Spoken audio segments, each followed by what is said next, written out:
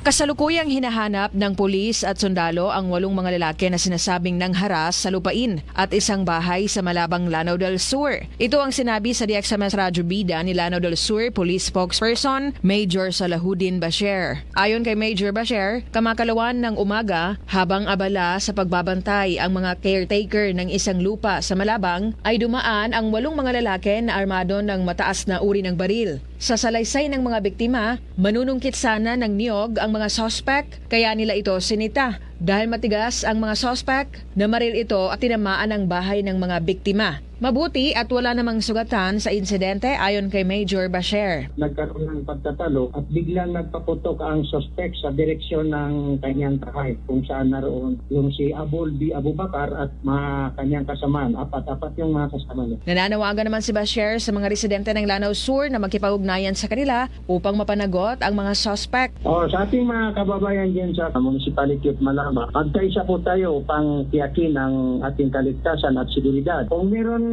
kayong impormasyon na makakatulong upang mahanap ang gumawa nito, makipag-ugnayan po tayo sa mga authority. Samantala sa pinakahuling impormasyon na natanggap ng Radyo Bida, nakatakdang pag-ayusin ng Army ang naglalabang mga grupo upang hindi na lumaganap ang kaguluhan sa nasabing bayan.